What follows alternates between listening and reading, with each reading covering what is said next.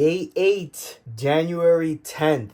Guys, I just hit another new lowest weigh-in of 243 pounds. This is crazy. I feel like every time I say something good, I always have to add like a negative thing or fear. That's just like how I am as a person, because I'm scared that, I'm losing weight a little bit too quickly during this process, and maybe dropping my calories down to 2300 was a little bit too much of a deficit, but I'm just gonna keep going and see what happens. Normally, if your deficit is way too big and you're losing weight way too quickly, eventually you will hit a wall because your metabolism slows down so much where you just plateau. So if that doesn't happen, then I think I'm good. I think this is also the first time in a while where I've consistently, at least for a week, have been working out, going to the gym, eating right every single day. Like, I've been doing it, obviously. Like, this is episode close to 30 of I Don't Want to Be Fat Anymore.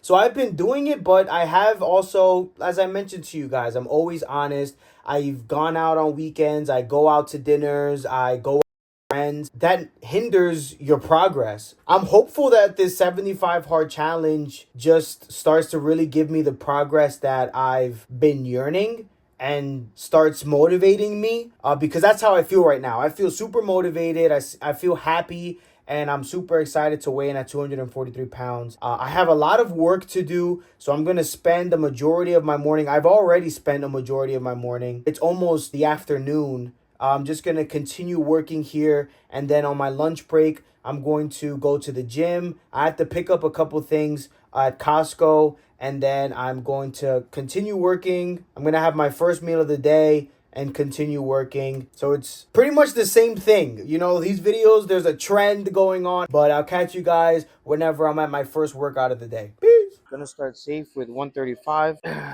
You can't see my posture, but just make sure your feet are planted. Make sure you have nice leverage. Your back shouldn't be like overly in the air. There should be just enough leverage that you're able to slip your hand under your lower back. Anything more than that is overdoing it. And placement is also important so that when you lift the bar and bring it down, you're right at your diaphragm or like right under your chest. Controlled motions. Don't bring the bar down too hard. Perfect.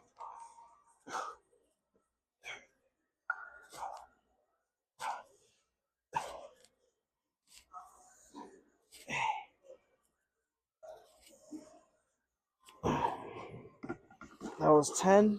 Admittedly a little sloppy, but like I said, I'm sore. And the last time I benched, I think it was like the first day of my 75 hard challenge. So last Friday, it's been a week. Giving my body, giving my muscles a good amount of time. I always forget to put this training. If you have an Apple Watch, the exercise I use when I'm going to the gym is the traditional strength training exercise. You're gonna have to like look for it, because that's exactly what this is. This is you're lifting. You're not doing cardio. You're not doing anything like functional per se, like CrossFit or anything like that. This is just you're lifting.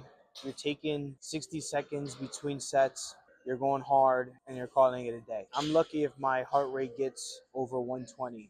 When you lift heavy, the benefit is not from your heart rate. The benefit is from tearing the muscle fibers. The heavier you go, the better the stretch, the more controlled the weight, the more efficient the muscle fibers will tear, and then they repair. Bigger, more dense, and you become stronger. If I butchered that, I apologize. I'm not a scientist. I'm not one of these gurus like Jeff Nippert. He's a great resource for all things like scientific about lifting. So we're gonna hit this again. Way better.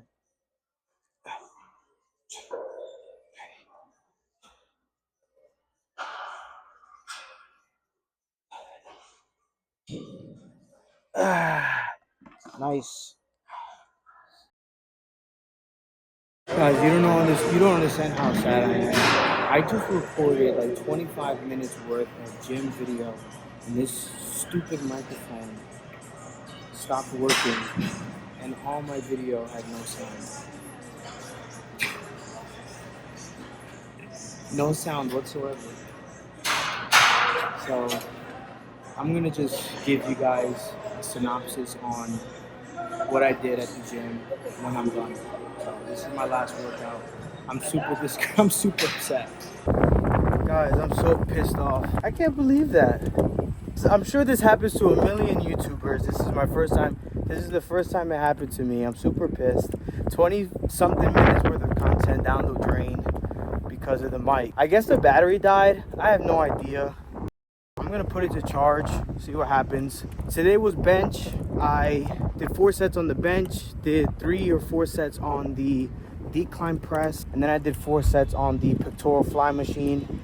And now I'm on my way to Costco really quickly to get a few things. Back home, it's almost 3 p.m. I'm still super upset about the whole video situation. But anyway, I am having almost the exact same meal as I had yesterday, but I'm replacing the ground chicken with ground beef. Biggest thing to mention is that the sodium is only 75 milligrams per serving. Considering there's 4 servings in this whole thing, you're looking at like 75 times 4. You're looking at 300 milligrams of sodium in this whole packet versus the almost 1,000 milligrams in the ground chicken. I don't know. I'm gonna be a beef boy for a while. I'm gonna cook this up. I'm gonna also cook up some beef for my baby boy Caesar. He gets the big daddy though.